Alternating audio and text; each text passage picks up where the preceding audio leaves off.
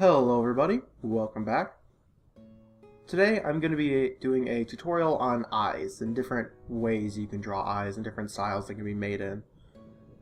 And what kind of brought this about was I realized that I've changed my styles for eyes a lot over the years I've been drawing. Mostly because no one style I really liked that fit how I wanted to draw. And so I've been learning a lot about different styles and different ways you can go about it. And I figure that just because I didn't quite like the style or I didn't quite think it fit me, doesn't mean that it's a bad style. So, I want to do tutorials, or not series, but do a tutorial on the different styles that I've learned. And I figure maybe some can pick up something that they like from it. So, let me get started with my current basic style. I can never say my only style now because I've learned so many freaking ones. But starts by going, that's a bit dramatic, starts by going up, bottom goes flat, and then it connects round out on the back. Pretty much kind of like a teardrop. Whoop. See? Teardrop shape. Only, yeah, so it's just like a tear. Then you have the eyebrow up here. I'm going to trim this down just so I can show the eyebrow. Eyebrow up here. The eye would go somewhere around here, yada yada. I mean, maybe I could bring this up a little bit higher. That would probably look a little bit better than what I have here. But, you know, just kind of putting down a couple of lines, it's pretty close to what I normally have to draw. See, now I've got to fix this because I'm OCD a little.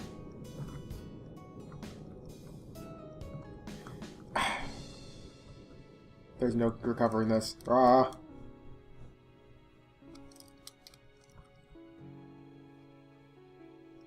There we go. And so this would be the pupil of the eye, which would be black. And it just connects down to the bottom.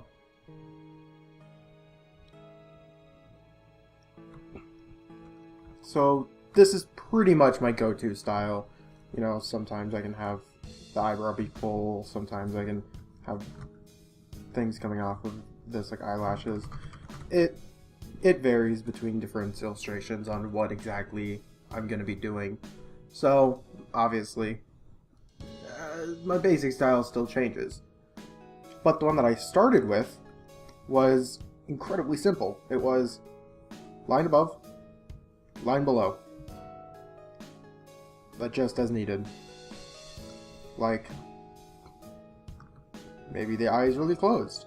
Maybe the eye is really open. Still not quite getting the image. This is where the pupil goes.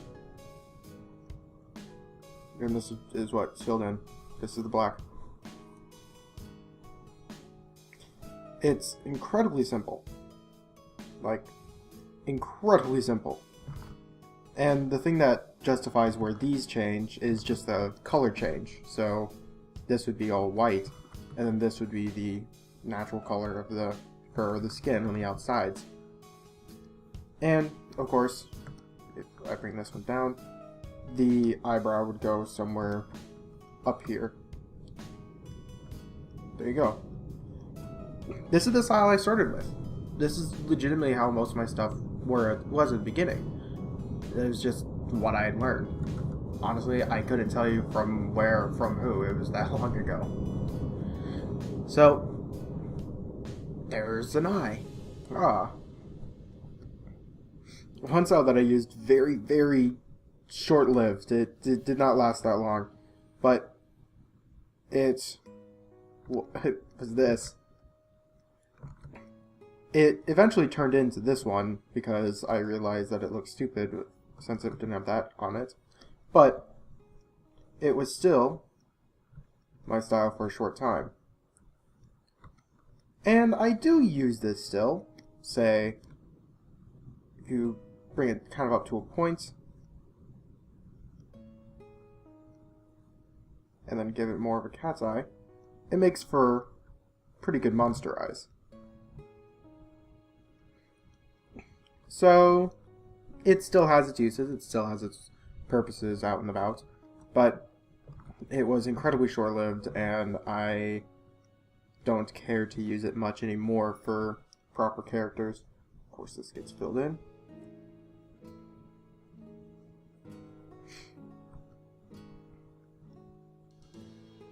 And then lastly was kind of the simplest, or arguably the simplest, but it's just a circle. That, yeah. I really wish I could explain it in a different way, but I mean, it's just a circle. Could be an oval.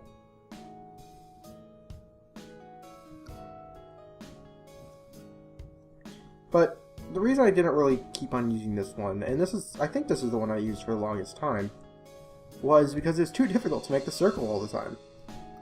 Like, even here, I messed it up right here, so it's kind of gonna look wonky.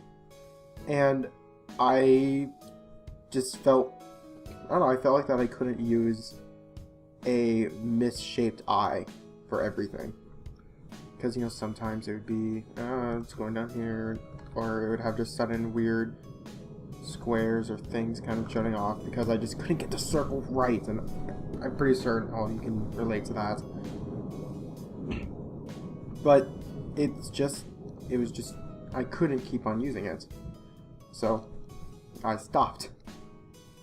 And of course, the thing with eyes is it doesn't always have to be exactly the way the eye is shaped. It's also how the eye is colored.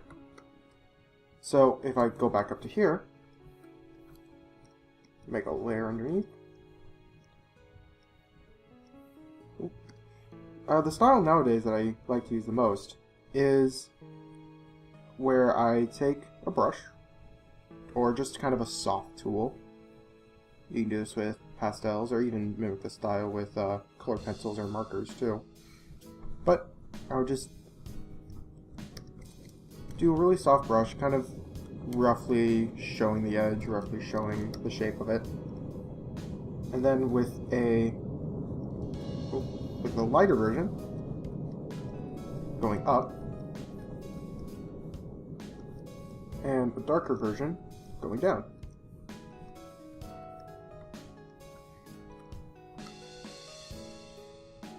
As simple as that. Because the eyes need to have a lot of weird depth to it, because, you know, we like to see eyes. It's pretty straightforward. We like looking at eyes, we like seeing the colors and seeing the shapes, and we naturally are focused on people's eyes. So putting in detail in them is always worthwhile to do. And not only do you have to have it like this, but say you could go with another light color and kind of do these out things like this. And if they disappear into the light area, that's perfectly fine. Ain't that a pretty eye? And of course this would be like super, like it would probably be about that big, or even smaller, about that big. So a lot of detail you wouldn't even see, but just the fact that it's there probably makes it better in the end. Over here, let's go for purple for this side. I just feel like going with purple. That's a line work layer. I don't want a line work layer. I want a... There we go. But over here, we have... I'm just going to do the old style of eye I used to do.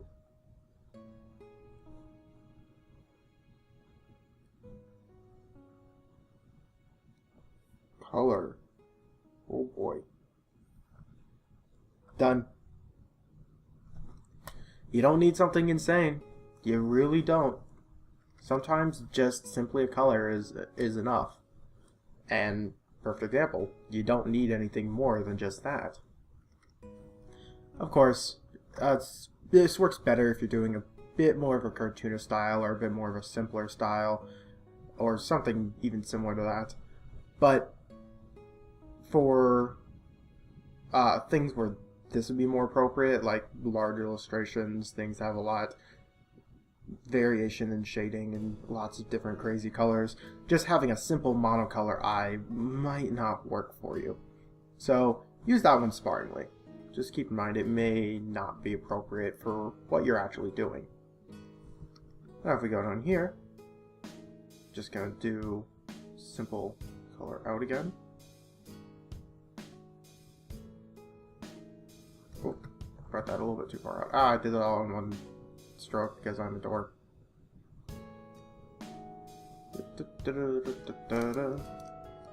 And you raise the top up there because I'm kind of speeding through this. So you make that. Preserve opacity in this case.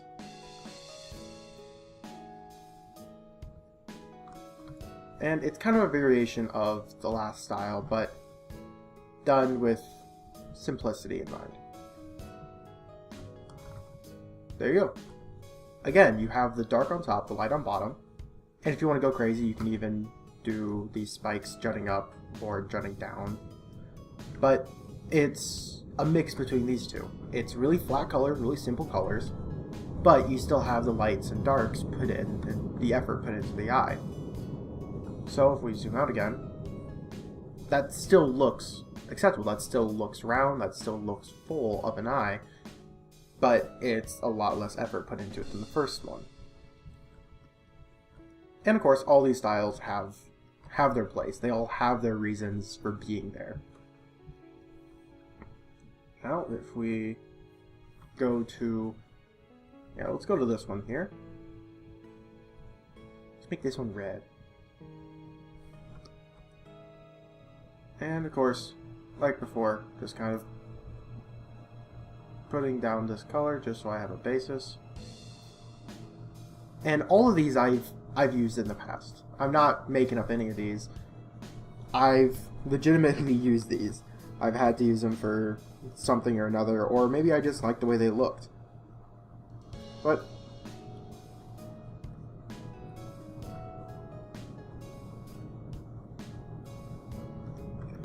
and it's not done there.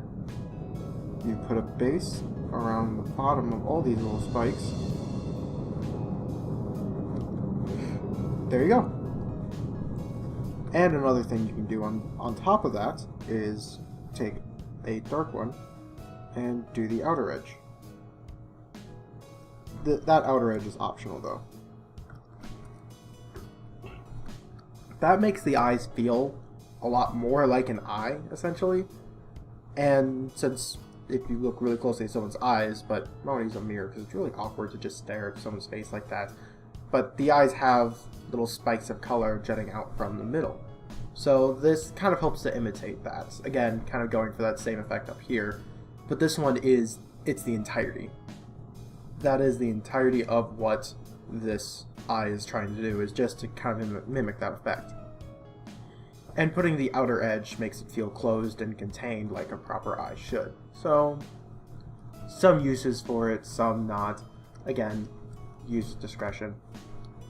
Now, this last style is the one that I found myself liking a lot, and I've been trying to use it a little bit more often. But, really wide.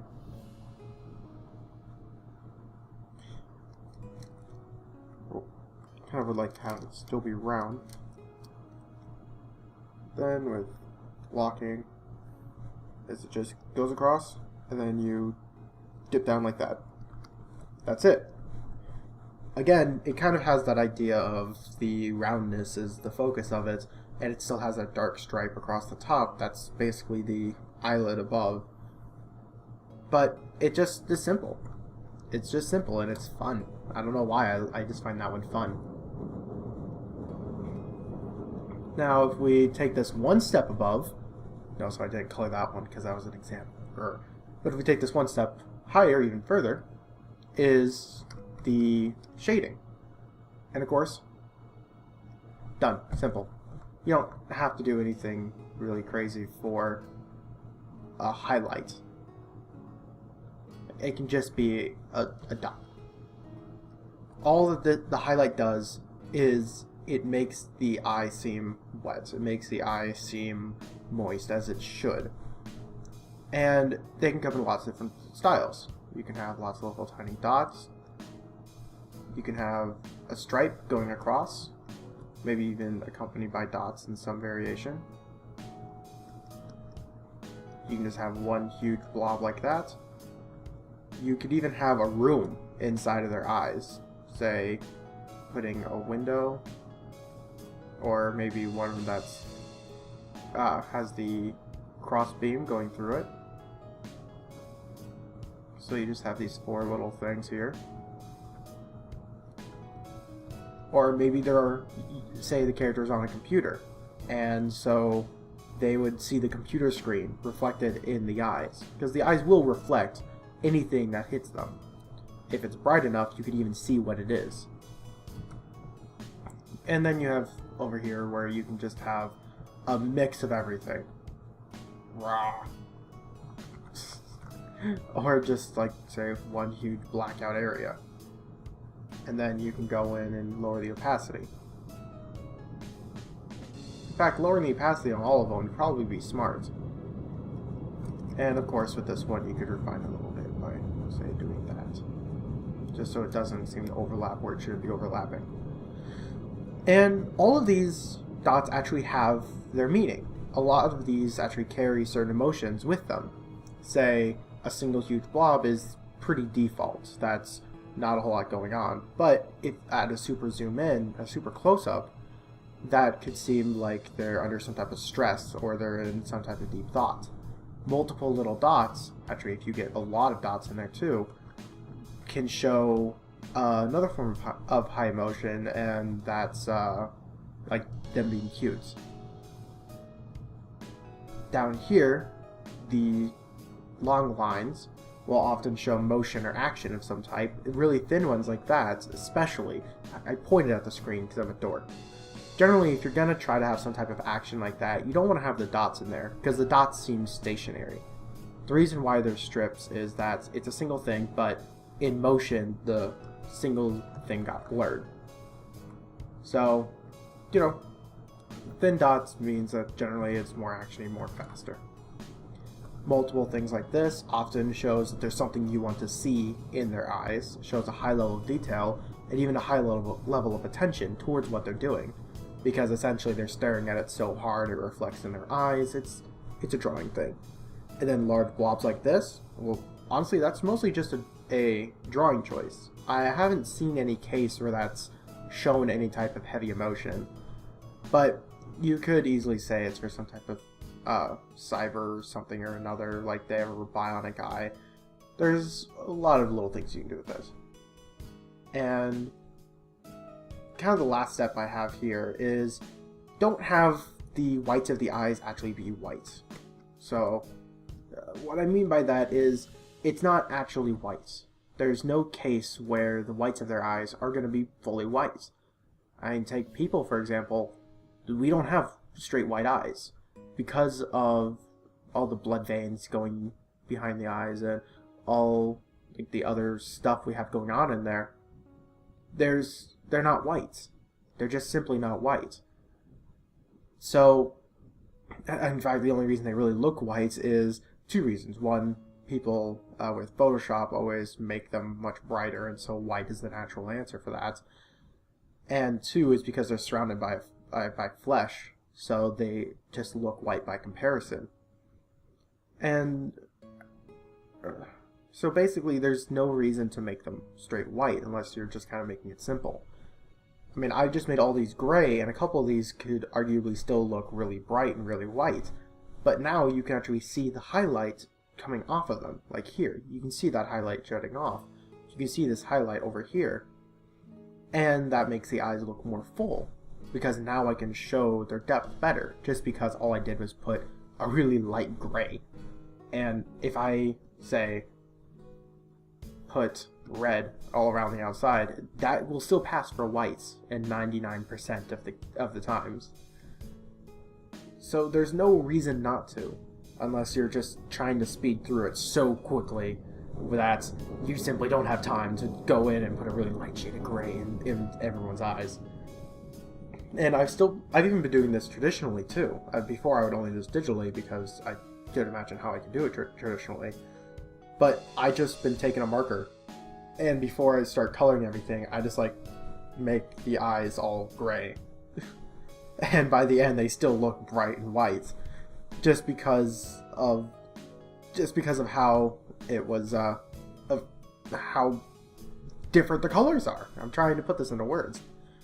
So there's no real reason not to. And I think that's about all I can really say for today. This has been a rather quick video. There wasn't a whole lot for me to say, but I realized that a lot of my videos in the past have been really lengthy and really long, and I kind of want to have something a little bit shorter. Especially since my challenge this year only really says I need to do things for 3 weeks every month. This is the 4th video, so I figure there's no harm in making it a little bit simpler. As always, if you liked what you saw, please let me know. Like, I love hearing that the stuff I'm doing is worthwhile. If you try any of this out and you like what you make, send it to me. My email is going to be at the end of the video. And if you want to see anything in the future, leave as a comment below. As always, have a good day, and thanks for watching.